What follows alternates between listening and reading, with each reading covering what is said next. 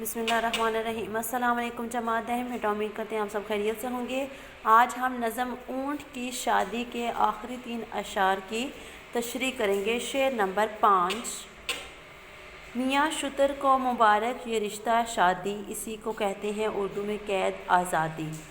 मुश्किल अल्फाज के मायने शुतर ऊँट, मुबारक हो, अच्छा साबित हो, रिश्ता शादी, शादी का बंधन, कैद आज़ादी, आज़ादी का कैद होना या यानी ख़त्म होना। मफ़हूम इसका लिखेंगे, हमारे मोहतरम ऊँट मियाँ को ये शादी खाना आबादी मुबारक हो, लेकिन इसे मालूम नहीं कि उर्दू में शादी को तमाम आज़ादियों के ख़त्म होने से मौसूम किया जाता है।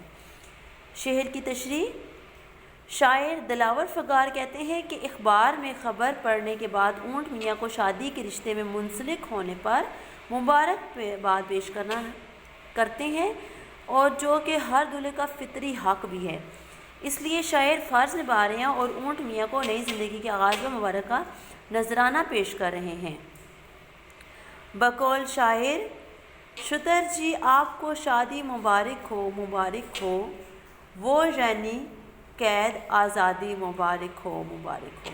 दूसरे मिसरे में शायर ऊँट मियाँ को समझाने के अंदाज़ में कहते हैं कि पहले पहल तो हर दूल्हा बड़ा खुश दिखाई देता है और शरीक हयात से मिलने पर खुश होता है, लेकिन शायर अपने तजर्बे की बुनियाद पर ऊँट को बता रहे हैं कि जिसे तुम आज़ादी समझ रहे हो, हकीकत में ये एक ऐसी कैद है जिसके आने से तमाम आज़ादियाँ छिन जाती हैं। शादी के बाद अमूमन लोग अपनी मर्ज़ी और आज़ादी के तहत ज़िंदगी नहीं गुजारते, बल्कि अक्सर मामलात में अपनी शरीक हयात का मशवरा भी ज़रूरी समझते हैं। इसके अलावा बाहर आने जाने के मामलात में भी बेगम के इरादे ज़रूर शामिल हो जाते हैं।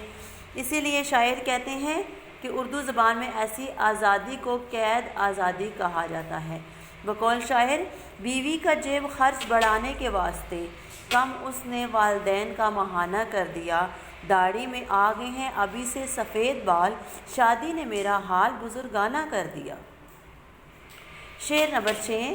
मियाँ शुतर नई गाड़ी के लिए सफ़र को चले, मियाँ शुतर नई गाड़ी लिए सफ़र को चले, मुझे खुशी है कि तुम आ गए पहाड़ तले।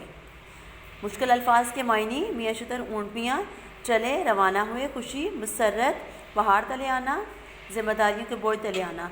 इसका मफ़हूम आप लिखेंगे कि इसका जो मफ़हूम है, ऊँट मियाँ खुशी खुशी नई गाड़ी में बैठकर नए सफ़र पर रवाना हो गए हैं, लेकिन मुझे खुशी हो रही है कि अब वो ज़िम्मेदारियों के पहाड़ तले आ गए हैं। तशरीह की हेडिंग दीजिए और तशरीह लिखिए कि इस शेर में शायर दिलावर फ़गार कहते हैं कि मियाँ शुतर दूल्हा बनकर गाड़ी में सवार होकर चल पड़े हैं और ये सफ़र उसकी ज़िंदगी में एक बहुत बड़ी तब्दीली का बाइस होगा।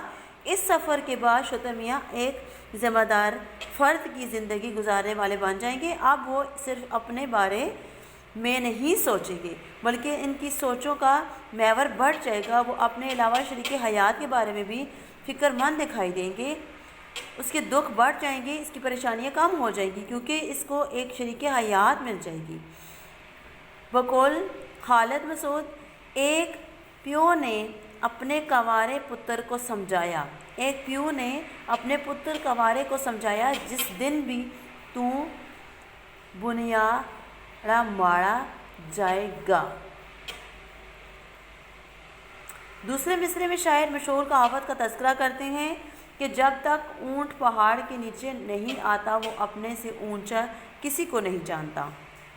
अब वो शादी के बाद ज़िम्मेदारियों के पहाड़ तले आ जाएगा। इस पर बहुत सारी ऐसी हकीकतें शिकार होंगी जिससे इसे कभी वास्ता ना पड़ा होगा। बकौल शायर है अब भी वक्त कर ले चुपचाप मुख महका, है अब भी वक्त कर ले चुपचाप मुख मकैया, फिर भी मैं नहीं मैं ना कहना जब डूब जाए नया। असल में शायर तंज़न अंदाज में कहते हैं कि अमूमन मर्द हजरात शादी के बाद कड़ी ज़िम्मेदारियों का शिकार हो जाते हैं। अब ऊँट भी ज़िम्मेदारियों का बोझ तले दब जाएगा, इसलिए शायर ऊँट की शादी पर बातनी तौर पर खुशी महसूस कर रहे हैं। शेर नंबर 7। मुझे ब्याह की तस्वीर भेज दें झटपट, ये देखना कि बैठे हैं आप किस करवट। मुश्किल अल्फाज के मायने, ब्याह शादी झटपट जल्दी से, करवट पहलू रुख तस्वीर फ़ोटो या अक्स। ठीक है, मफ़हूम लिखेंगे आप इसका, ए प्यारे ऊँट जिस कदर जल्द मुमकिन हो मुझे अपनी शादी की ताज़ा तस्वीर भेजें تاکہ میں دیکھ سکوں کہ شادی کے بعد آپ کس کروٹ پہ بیٹھیں۔ تشریح کی ہیڈنگ دیجئے۔ اس شعر میں شاعر تلاور فگار کہتے ہیں کہ اے اونٹ میاں، مجھے آپ کی شادی کی خبر سن کر بہت خوشی ہوئی ہے۔ میرا اشتیاق بڑھ گیا ہے کہ میں بھی دیکھوں کہ اونٹ میاں کی شادی کے بعد حالت کیا ہوگی ہے۔ اسے شاعر اونٹ سے مخاطب ہے اور کہہ رہے ہیں کہ جس قدر ممکن ہو مجھے اپنی شادی کی تازہ تصویر ارسال کریں تاکہ میں دیکھ سکوں کہ اونٹ کس حال میں۔ بقول شاعر شادی کے بعد آپ ہیں کس حال میں حضور، تصویر ایک بھیج کے بتلائیے ضرور۔ دوسرے مصرے میں شاعر کہتے ہیں کہ اصل مزہ تو اب آئے گا کہ کیونکہ اب کی شادی کی تصویر دیکھ کر اندازہ ہوگا کہ آپ کس پہلو بیٹھے ہیں۔ مشہور کہاوت ہے کہ دیکھیے اونٹ کس کروٹ بیٹھتا ہے۔ اس کہاوت کا عام مطلب یہ ہے کہ دیکھیں اس معاملے کا کیا نتیجہ برآمد ہوتا ہے۔ شاعر اصل میں یہ کہنا چاہتے ہیں کہ شادی کے بعد عموماً عام حضرات شکوے کرتے ہیں کہ گھریلو ذمہ داریاں ان کی کمر دوہری کر دیتی ہیں ان کی، اور یہ حضرات نظر نہیں آتے ہیں، احساس ذمہ داری نے بوڑھا کر دیتی ہے۔ اس لیے شاعر کہتے ہیں کہ دیکھتے ہیں کہ شادی کا اونٹ کی زندگی پر کیا اثر ہوتا ہے، وہ کس کروٹ پر بیٹھتا ہے۔ آپ نے ان 3 اشعار کی تشریح خوش خط لکھنی اور یاد کرنی ہے۔ شکریہ۔